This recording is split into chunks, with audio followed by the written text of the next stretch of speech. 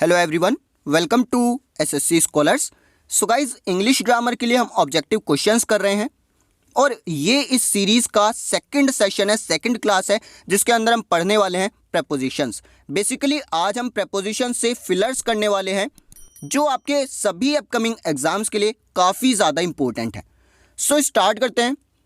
Question number 1 is he prefers swimming dash any other sport. So यहाँ पर आप question को पढ़ेंगे तो आपका आंसर हो जाएगा ऑप्शन नंबर C2। याद रखिए, प्रेफर्स के साथ में हमेशा टू का यूज होगा और रीजन क्या है, तो प्रेफर्स का मतलब होता है आपको दो ऑप्शन दिए गए हैं या दो से ज्यादा ऑप्शन आपको मिले हैं, उनमें से आप किसी एक ऑप्शन को ज्यादा प्रेफरेंस दे रहे हैं, यानी उसको चुन रहे हैं, चूज कर रहे हैं। तो प्रेफर का मतलब क्या हो गया, चुनना या फिर चूज करना, और इसके साथ में हमेशा प्रेपोजिशन टू का यूज होगा। जैसे क्वेश्चन की बात की जाए तो आप जितने भी स्पोर्ट हैं, जितने भी खेल कूद हैं, आप उनमें से स्विमिंग को चूज कर रहे हैं, स्विमिंग को प्रेफर कर रहे हैं। तो प्रेफर का मतलब चुनना या फिर चूज करना, और इसके साथ में हमेशा प्रेपोजिशन टू का यूज होगा। Next question number 2 is it is dangerous to fall dash the well. Well का मतलब आप जानते हैं कुआं, तो यहां पर सेंस क्या निकल रही है, कुएं में गिरने की सेंस निकल रही है, कुएं के अंदर गिरने की या कुएं में गिरने की। और जब भी अंदर की या में की सेंस आती है तो आप जानते हैं यहां पर या तो इन का यूज होगा या इनटू का। ऑप्शन में मुझे इन मिला नहीं है तो मैं इनटू चूज करूंगा।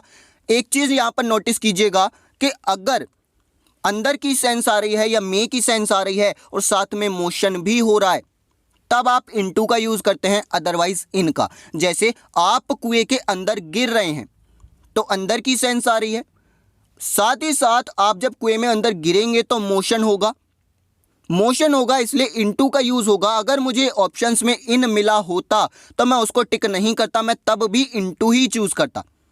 जैसे आप अगर अपने रूम के अंदर सो रहे हैं तो वहां पर क्या है, आप कमरे के अंदर जरूर हैं लेकिन कोई भी मोशन नहीं हो रहा, तो आप इनका यूज करेंगे। लेकिन अगर आप बाहर से चलकर अपने कमरे के अंदर आते हैं तो वहां पर अंदर की सेंस में इनटू यूज होगा, क्योंकि आप अंदर आ रहे हैं और मोशन करके आ रहे हैं, चलकर आ रहे हैं। तो दोनों के बीच में आई होप आपको डिफरेंस समझ आ गया होगा। नेक्स्ट आएंगे क्वेश्चन नंबर 3 पर। क्या बोला है, R.D. Burman is dead but is music lives dash.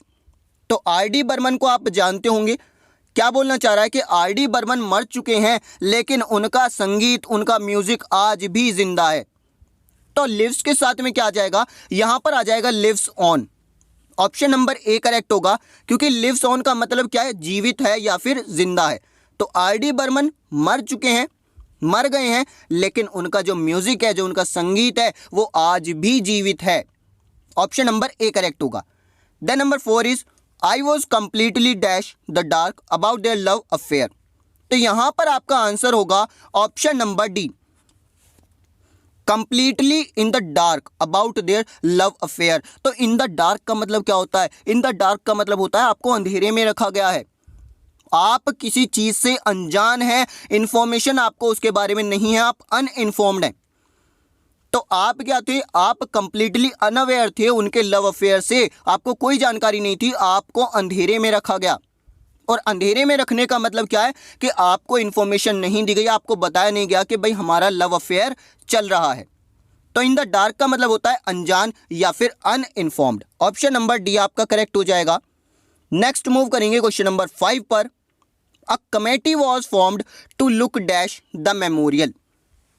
ध्यान दीजिएगा, यहां पर अगर आप बात करें लुक की, तो लुक के साथ में काफी सारे प्रपोजिशंस आते हैं, लेकिन अगर मैं बात करता हूं इस क्वेश्चन की, पर्टिकुलर क्वेश्चन की, तो यहां पर आपका ऑप्शन नंबर बी करेक्ट होगा, लुक आफ्टर। क्योंकि लुक आफ्टर का मतलब होता है देखभाल करना। एक कमेटी बनाई गई है जो क्या करेगी, मेमोरियल का देखभाल करेगी। तो देखभाल की सेंस में आप लुक आफ्टर यूज करेंगे। और अगर मैं बात करूं, अगर 4 की बात की जाए तो लुक 4 का मतलब होता है किसी चीज को तलाशना या खोजना। जैसे मैं एक नए घर की तलाश में हूं तो वहां पर आएगा लुक 4, या फिर मैं डिक्शनरी में कोई वर्ड ढूंढ रहा हूं तो वहां पर क्या आ जाएगा, 4 आ जाएगा लुक के साथ, लुक 4। किसी भी चीज को तलाशना है या खोजना है तो लुक 4 आएगा। अगर मैं बात करूं लुक ओवर की या लुक इनटू की, तो इसका मतलब होता है एग्जामाइन करना, किसी चीज को जांच करना। क्लियर, इन्वेस्टिगेट करना, लुक इनटू, तो ये काम किसका होता है, ये पुलिस वगैरह का काम होता है, लुक इनटू या फिर लुक ओवर, एग्जामाइन करना किसी चीज को, इंटेरोगेट करना, जांच करना उसकी। अगर बात की जाए लुक अप की, तो लुक अप का मतलब होता है टू इंप्रूव, किसी भी चीज की प्रगति करना। तो लुक के साथ में काफी सारे प्रपोजिशंस आते हैं और प्रपोजिशन साथ में आते ही इसका मतलब चेंज हो जाता है। फिलहाल आपको ध्यान देना है लुक आफ्टर, लुक आफ्टर का मतलब देखभाल करना। नेक्स्ट आएंगे, do you know how to look dash a word in the dictionary. तो यहां पर क्वेश्चन है, क्या तुम जानते हो एक डिक्शनरी के अंदर वर्ड को कैसे खोजा जाता है, कैसे ढूंढा जाता है या तलाशा जाता है। तो अभी मैंने आपको बताया कि यहां पर आएगा option number A, look for. Look for का मतलब होता है किसी भी चीज को खोजना या फिर तलाशना, ढूंढना। फटाफट से आ जाएंगे नेक्स्ट क्वेश्चन पर, question number 7। Rapid technical progress does not create tension dash workers. तो आप अगर देखें यहां पर क्या है कि जो रैपिड टेक्निकल प्रोग्रेस हो रही है, जो तरक्की हो रही है इतनी रफ्तार से रैपिडली, वो वर्कर्स के बीच में कोई भी टेंशन क्रिएट नहीं कर रही है। तो वर्कर्स के बीच में, अब वर्कर्स लिखा है यानी इतना तो कंफर्म है एक से ज्यादा है, प्लूरल है, लेकिन मुझे ये नहीं पता कि वो दो हैं या दो से ज्यादा। तो जब भी आपको इस तरीके से एक वर्ड मिले जो प्लूरल है, तो आप उसको क्या मानकर चलेंगे, दो से ज्यादा मानकर चलेंगे। और दो से ज्यादा के लिए आप जानते हैं अमंग का यूज होता है। दो से ज्यादा के लिए बीच की सेंस में अमंग का यूज होता है।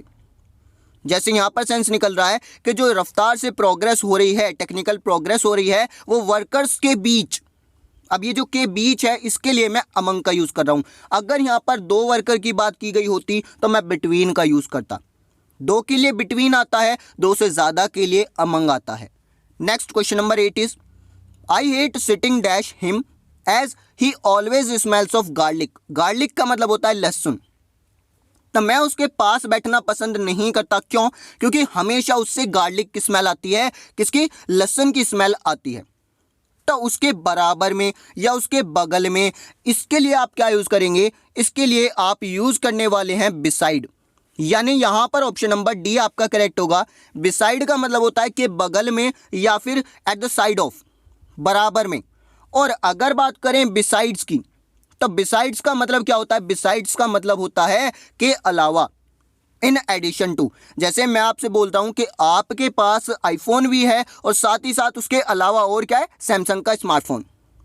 तो आप वहां पर बिसाइड्स का यूज करेंगे के अलावा की सेंस में या के अतिरिक्त की सेंस में, इन एडिशन टू। और बिसाइड का मतलब होता है एट द साइड ऑफ, यानी बगल में या फिर बराबर में। तो यहां पर आ जाएगा beside. Next question number 9 is, Ritu's marriage dash Rakesh was tumultuous. Tumultuous का मतलब होता है अशांति प्रिय, जो शांति से ना हो, जिसमें झगड़ा बहुत ही हो जाए, उसको हम बोलेंगे टुमल्टुअस। तो रितुज मैरिज डैश राकेश, तो याद रखिए मैरिज के साथ में हमेशा प्रपोजिशन टू का यूज होगा, प्रपोजिशन टू का यूज होगा। और अगर मैं बात करूं मैरी की, तो मैरी के साथ आ जाएगा विद। रीजन, तो मैरिज आपका एक नाउन है, मैरिज एक नाउन है, एक संज्ञा है, तो इसके साथ याद रखिए हमेशा टू का यूज होगा। और अगर मैं बात करता हूं वर्ब मैरी की, तो जैसा मैंने कहा मैरी क्या है, एक वर्ब है और उसके साथ में विद का यूज होता है। मैरिज के साथ टू, मैरी के साथ विद। एक कॉन्सेप्ट और भी है, काफी सारे जो स्कॉलर्स हैं वो बताते हैं कि अगर लड़की का नाम पहले आ रहा है, जैसे यहाँ पर क्या है, ऋतु का नाम पहले है, राकेश का बाद में, तो अगर एक जोड़े के बीच शादी हो रही है, दो लोगों के बीच शादी हो रही है, तो लड़की का नाम अगर पहले है तो आप प्रेपोजिशन टू का यूज करेंगे। अगर लड़के का नाम पहले है तो आप प्रेपोजिशन विद का यूज करेंगे। ये भी कॉन्सेप्ट है। Then question number 10 is, I can dare say that Jaya takes dash her mother. तो टेक्स के साथ में यहां पर क्या आ जाएगा, क्वेश्चन नंबर 10 में आ जाएगा आफ्टर। क्योंकि टेक आफ्टर का मतलब क्या है, टेक आफ्टर का मतलब होता है घर के बड़े जो हैं आपके, आप उनकी तरह दिख रहे हैं, उनकी तरह दिख रहे हैं या उनकी तरह काम कर रहे हैं। तो भाई मैं ये कह सकता हूं कि जया जो है वो अपनी मदर की तरह दिख रही है या मदर की तरह काम करती है। आप कुल मिलाकर ये बोल सकते हैं वो अपनी मदर पर गई है। क्लियर? जैसे आप बोलते हैं आपका भाई है या बहन है या फिर आप खुद हैं, तो फैमिली मेंबर्स बोलते हैं कि तुम अपने फादर पर गए हो या तुम अपने बुआ पर गए हो, तो एक दूसरे पर जाना, इसका मतलब क्या है कि जो घर के बड़े हैं आप उनकी तरह या तो दिख रहे हैं या उनकी तरह काम कर रहे हैं, बिहेवियर आपका ऐसा है, तो वहां पर आप यूज करेंगे टेक्स आफ्टर। Takes after. चलिए फटाफट से नेक्स्ट आएंगे क्वेश्चन नंबर 11 से। You can not hold me responsible dash his actions. तो यहां पर रिस्पॉन्सिबल के साथ में आ जाएगा आपका for. Responsible for option number A correct होगा। रीजन, रेस्पॉन्सिबल फॉर का मतलब होता है जिम्मेदार ठहराना। तो तुम मुझे उसके एक्शंस के लिए, उसके काम के लिए मुझे जिम्मेदार नहीं ठहरा सकते। रेस्पॉन्सिबल के साथ क्या आएगा, फॉर का यूज होगा, फॉर आ जाएगा। Then number 12 is fate smiled dash him in all his ventures. Fate का मतलब आप जानते हैं भाग्य। तो भाग्य जो है उसके जितने भी वेंचर्स हैं, जितने भी काम हैं, उनमें क्या है, स्माइल कर रहा है। तो यहाँ पर स्माइल्ड ऑन का मतलब क्या है, स्माइल के साथ में पहली बात तो यहाँ पर आएगा on, option number C correct होगा। और इसका मतलब क्या है, स्माइल ऑन का मतलब है कि आपको एक तरीके से गुड लक विश किया जा रहा है, आपका गुड लक बनाया जा रहा है। तो जो भाग्य है वो आपके साथ है, आप पर खुश है एक तरीके से। स्माइल ऑन का मतलब यहाँ पर क्या निकल रहा है कि भाई खुश है आपसे। तो भाग्य आप पर पूरा प्रसन्न है, जितने भी काम आप कर रहे हैं, वेंचर्स कर रहे हैं, उनमें सभी में आपको गुड लक विश कर रहा है, आपको सक्सेस की कामना कर रहा है। Smiled on. अब स्माइल एट भी आता है, स्माइल के साथ में एट प्रपोजिशन का भी यूज होता है। और ये कब होता है, जब आपका और सामने वाले बंदे का आई टू आई कॉन्टैक्ट हो। जैसे यहां पर अगर मैं बात करूं तो कौन कौन दो हैं, पहला है भाग्य फेट और दूसरा हूं मैं। ठीक है जी, हिम का यूज हो रहा है, तो एक भाग्य है, दूसरा हूं मैं। क्या हम दोनों के बीच आई टू आई कॉन्टैक्ट है? नहीं है, इसीलिए मैंने स्माइल्ड ऑन यूज किया। अगर सामने वाला बंदा मुझ पर हंस रहा है, स्माइल कर रहा है, तो वहां पर मैं एट का यूज करूंगा, क्योंकि हम दोनों के बीच में, उन दोनों के बीच में आई टू आई कॉन्टैक्ट होगा, आमने सामने वाली बात हो जाएगी। देन आएंगे क्वेश्चन नंबर 13 पर। बोला है the boy has never jumped dash the river. तो अब यहां पर क्या सेंस आ रही है, रिवर के अंदर जंप करना है, रिवर के अंदर कूदना है। तो रिवर के अंदर, अब अंदर के लिए आप जानते हो या तो इन आएगा या तो इनटू आएगा। जब आप जंप करोगे तो मोशन होगा, और मोशन अगर हो रहा है साथ में अंदर की सेंस आ रही है, तो मैंने आपको बताया इनटू का यूज होगा। ऑप्शन नंबर सी करेक्ट हो जाएगा, into. Then number 14 is there are certain animals which can live both dash water and dash land. तो काफ़ी सारे जानवर हैं, काफ़ी सारे एनिमल्स हैं जो कहाँ रह सकते हैं, दोनों जगह रह सकते हैं, पानी में भी और ज़मीन पर भी। पानी में तो में की सेंस में क्या यूज़ करेंगे, इन का यूज़ करेंगे। यहाँ पर इनटू नहीं आएगा, यहाँ पर इनटू नहीं आएगा, तो इन आएगा, यानी या तो ऑप्शन नंबर ए करेक्ट हो सकता है या फिर ऑप्शन नंबर सी।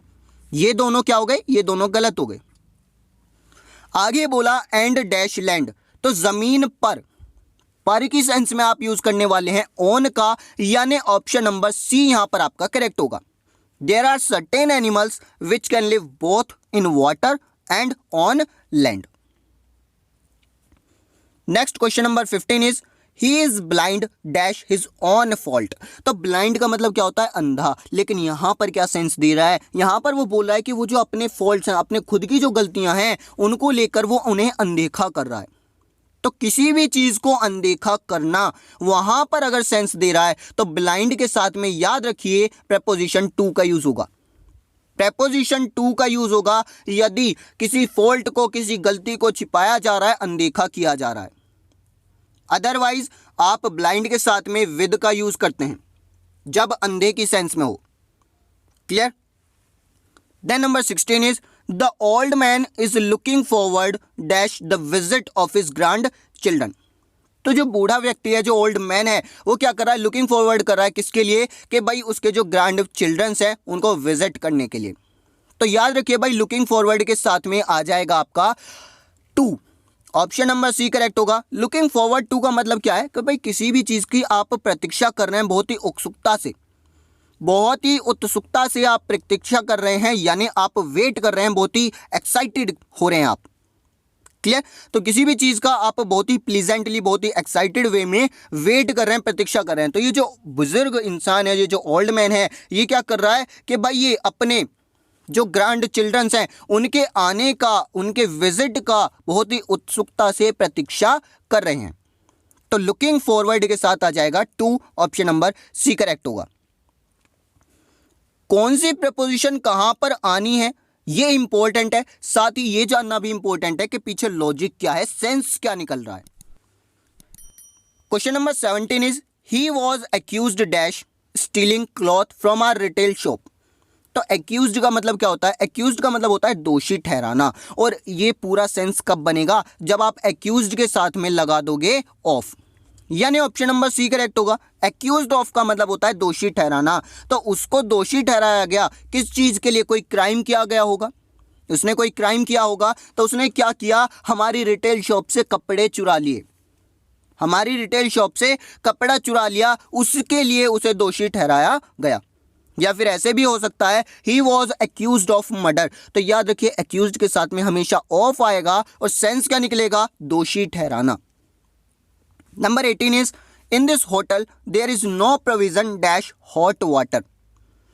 तो प्रोविजन के साथ में याद रखिए हमेशा आएगा of, option number A correct होगा। और प्रोविजन ऑफ का मतलब होता है, प्रोविजन का मतलब होता है प्रावधान, तो इस होटल में गर्म पानी का कोई प्रावधान नहीं है। प्रोविजन के साथ में हमेशा क्या आ जाएगा? ऑफ। अभी आप देखिए जितने भी एग्जाम्स आप देंगे उनमें आपको इतने सिंपल क्वेश्चंस नहीं आ रहे हैं कि इन का यूज करना है या ऑन का यूज करना है, ओवर का यूज करना है। अभी जो क्वेश्चंस बन रहे हैं एग्जाम्स में वो बन रहे हैं फिक्स्ड प्रपोजिशन से, और वही सारी चीजें मैं आपको करा रहा हूं।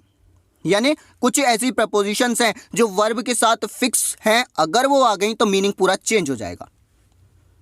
Next question number 19 is you can make the journey dash foot. तो यहां पर आएगा आपका option number D, on foot. On foot का मतलब होता है पैदल, ऑन फुट का मतलब होता है पैदल। इससे पिछले सेशन में, पिछली क्लास में जब हमने आर्टिकल्स किया था वहां पर भी ये क्वेश्चन आया था। तो ऑन फुट के बीच में कोई भी आर्टिकल नहीं आएगा। ऑन फुट एक क्या है? आपका फिक्स्ड प्रपोजिशन है, एक फ्रेज है जिसका मतलब होता है पैदल। Then number 20 is the reputation of my friends is dash the stake. तो कई बार आपने सुना होगा, कई बार आपने सुना होगा कि इज्जत दांव पर लगी है। तो कोई भी चीज जब दांव पर लगा दी जाती है तो उसको बोलते हैं ऑन द स्टेक। यहां पर आपका आ जाएगा option number A, on the stake. तो मेरा जो फ्रेंड है, जो मेरे फ्रेंड्स हैं, उनकी इज्जत कहां पर लगी है भाई? दांव पर लगी है, दांव पर लगी है यानी on the stake. Then number 21 is he agreed to pay compensation dash damage crops and land। तो कंपनसेशन के साथ में क्या आएगा? कंपनसेशन के साथ आएगा 4, ऑप्शन नंबर सी आपका करेक्ट होगा। कंपनसेशन का मतलब क्या होता है? नुकसान का भरपाई करना, नुकसान भरपाई करना। याद रखिए कंपनसेशन के साथ में हमेशा प्रपोजिशन 4 का यूज होगा। Then number 22 is Sarika seems offended dash my remarks. तो ऑफेंडेड के साथ में क्या आएगा? ऑफेंडेड के साथ में आपका आ जाएगा एट, और ऑफेंडेड एट का मतलब क्या होता है? नाराज होना। तो सरीका क्या है? नाराज दिख रही है मेरे रिमार्क्स से। ऑफेंडेड एट यानी नाराज होना। Then number 23 is I have not seen him dash last Sunday. तो आप देखिए यहां पर आया हैव, हैव आपका आ गया। हैव कहां पर आता है? आपका प्रेजेंट टेंस में आता है और परफेक्ट की सेंस में। प्रेजेंट परफेक्ट की सेंस में आता है हैव, और ये दिख रहा है आपको वर्ब की थर्ड फॉर्म। तो सेंटेंस आपने पहचान लिया भाई, ये क्या है? आपका प्रेजेंट परफेक्ट टेंस है। प्रेजेंट परफेक्ट टेंस का स्ट्रक्चर क्या होता है? हैज हैव प्लस वर्ब की थर्ड फॉर्म। तो ये सेंटेंस आपका प्रेजेंट परफेक्ट का है, और इसके अंदर टाइम भी आपको मिलता है, जैसे आगे दिया गया है लास्ट संडे। अब ये लास्ट संडे क्या है? मुझे एक एग्जैक्ट पॉइंट पता है कि भाई कब से नहीं देखा मैंने उसे, लास्ट संडे से, पिछले संडे से। तो जब भी आपको पॉइंट ऑफ टाइम मिले, एक एग्जैक्ट पॉइंट ऑफ टाइम मिले, तो आप सिंस का यूज करेंगे। अगर आपको एक पीरियड ऑफ टाइम मिले तो आप वहां पर 4 का यूज करेंगे। जैसे एग्जाम्पल मैं देता हूं भाई, मैंने कहा मैं आपको 2 बजे से पढ़ा रहा हूं, मैं आपको 2 बजे से पढ़ा रहा हूं। तो आपको एग्जैक्ट टाइम पता है, पॉइंट पता है कि हाँ 2 बजे से। तो यहां पर आप यूज करेंगे सिंस 2 PM। लेकिन अगर मैं बोलता हूं 2 घंटे से पढ़ा रहा हूं, तो ये 2 घंटे क्या है? ये मैंने एक ड्यूरेशन बता दिया, टाइम का एक पीरियड बता दिया, लेकिन आपको एग्जैक्टली नहीं पता ये 2 घंटे कौन से हैं। हो सकता है ये 2 घंटे 10 से 12 वाले हों, या हो सकता है ये 1 से 3 वाले हों। तो 2 घंटे कौन से हैं हमें यहाँ पर कंफर्म नहीं है। तो जब भी आपको पीरियड दिया जाए 4 का यूज करेंगे, अगर एक एग्जैक्ट पॉइंट दिया जाए तो सिंस का यूज करेंगे। Then number 24 is he is 14 years old, he can take care dash himself. तो यानी वह 14 साल का है तो वह अपना ख्याल खुद रख सकता है। केयर के साथ में याद रखिए हमेशा आएगा preposition of, option number A correct होगा। और केयर ऑफ का मतलब होता है ख्याल रखना। तो वह 14 साल का है और वह अपना ख्याल खुद से रख सकता है। केयर ऑफ यानी ख्याल रखना। Number 25, I have not eaten an apple dash a long while. तो यहां भी आप देखिए हैव आया यानी प्रेजेंट टेंस, और ईटन आपकी होती है वर्ब की थर्ड फॉर्म, तो प्रेजेंट परफेक्ट का सेंटेंस है। आप जानते हैं प्रेजेंट परफेक्ट में आपको एक टाइम के लिए नोटेशन दी जाती है, एक टाइम फ्रेज दिया जाता है, जैसे आगे लिखा है अ लॉन्ग वाइल। अब ये जो अ लॉन्ग वाइल है ये मुझे नहीं पता भाई, बहुत समय से नहीं खाया, लेकिन एग्जैक्ट तो नहीं पता कि कौन सा वो समय है जब से नहीं खाया। यानी यहां पर क्या है आपको पीरियड ऑफ टाइम दे दिया, और मैंने बताया पीरियड ऑफ टाइम के साथ आप यूज करेंगे 4 का।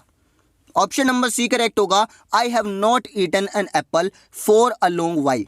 काफी अरसे से, काफी लंबे समय से मैंने सेब नहीं खाया, एप्पल नहीं खाया। अगर ये बोलता कि मैंने संडे से, पिछले संडे से एप्पल नहीं खाया, तो आप सिंस का यूज करते। या फिर ये बोलता कि मैंने सुबह से, संडे से सुबह से एप्पल नहीं खाया, तब आप सिंस का यूज करते, क्योंकि वहां पर वो बन जाता point of time, exact time आपको पता होता कब से नहीं खाया।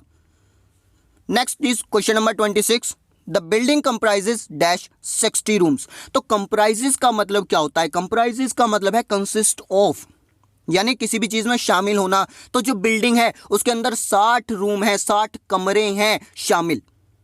तो कंप्राइजेस के साथ में याद रखिए कोई भी प्रपोजिशन नहीं आएगा, ऑप्शन नंबर डी करेक्ट होगा, क्योंकि कंप्राइजेस का मतलब ही होता है कंसिस्ट ऑफ। तो या तो आप कंसिस्ट का यूज करें और प्रपोजिशन ऑफ लगा लें, या फिर सिंपल आएगा कंप्राइजेस, इसके साथ कोई प्रपोजिशन नहीं आएगा। काफी बार पूछा गया ये आपके एग्जाम्स में, इंपॉर्टेंट है, याद रखिएगा। Next question number 27 is we had to write the paper dash ink.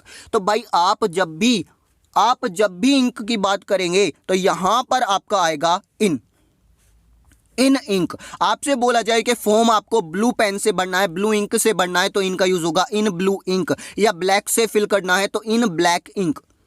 हमेशा इन आएगा, विद नहीं आएगा, ना ऑन आएगा, हमेशा इन, चाहे ब्लू इंक हो, रेड इंक हो या फिर ब्लैक इंक हो। Then number 28 is the master dispensed dash the services of his servant. तो डिस्पेंस का मतलब क्या होता है? डिस्पेंस का मतलब होता है वंचित होना या फिर किसी चीज को त्याग देना। तो डिस्पेंस के साथ याद रखिए हमेशा प्रपोजिशन विद का यूज होगा, विद का यूज होगा, यानी ऑप्शन नंबर बी। और डिस्पेंस्ड विद का मतलब क्या है? किसी भी चीज से वंचित होना या फिर किसी भी चीज को त्याग देना। तो जो मास्टर है वो अपने नौकर की जो सर्विसेज हैं उनसे वंचित है, वो उनसे त्यागा हुआ है। Next number 29 is his father died dash cancer. तो डाई के साथ में काफी सारे प्रपोजिशन आते हैं। जैसे अगर मैं बात करूं कि आप किसी एक्सीडेंट में मर रहे हैं, किसी एक्सीडेंट में अगर मौत हो रही है तो डाइड इन आएगा। अगर किसी बीमारी से मर रहे हैं तो डाइड ऑफ आएगा। और यहां पर किससे मौत हो रही है? बीमारी से हो रही है, कैंसर से, तो आप ऑफ का यूज करने वाले हैं, ऑप्शन नंबर ए। बीमारी से मरे हैं तो डाइड ऑफ, और अगर किसी एक्सीडेंट वगैरह में मरे हैं तो इन। या फिर कोई और अगर कारण है, जैसे आप भूख से मर गए या प्यास से मर गए हैं, तो वहां पर क्या करेंगे? विद का यूज करेंगे। जब कोई कॉज आपको दिया जाए, कोई रीजन आपको दिया जाए। एक एक पॉइंट जो मैं आपको बता रहा हूं काफी ज्यादा इंपॉर्टेंट है। प्रेपोजिशन में यही कॉन्सेप्ट्स हैं, सभी मैंने आपको रिवाइज कराए हैं। Then number 30 they played from 6 AM dash 8 AM। ये काफी ज्यादा इंपॉर्टेंट है। एक चीज याद रखिएगा, अगर आप एक टाइम पीरियड शो कर रहे हैं कि भाई 6 बजे से 8 बजे तक वो खेलते हैं, तो याद रखिए अगर आप फ्रॉम का यूज कर रहे हैं, तो फ्रॉम के साथ में आता है preposition to. From 6 AM to 8 AM, 6 बजे से 8 बजे। और अगर आप यहां पर फ्रॉम की जगह बिटवीन लिखते तो बिटवीन के साथ में क्या आता है? एंड। यानी ये इस तरीके से भी बन सकता था, they played between 6 AM and 8 AM। तो याद रखिए फ्रॉम के साथ में रिलेशन किसका बनेगा, टू का, और बिटवीन के साथ में बनेगा एंड का। क्लियर? सो ये थे आपके क्वेश्चंस प्रपोजिशन से। That's all for today. I hope आप सभी को सेशन पसंद आया होगा। Thank you everyone.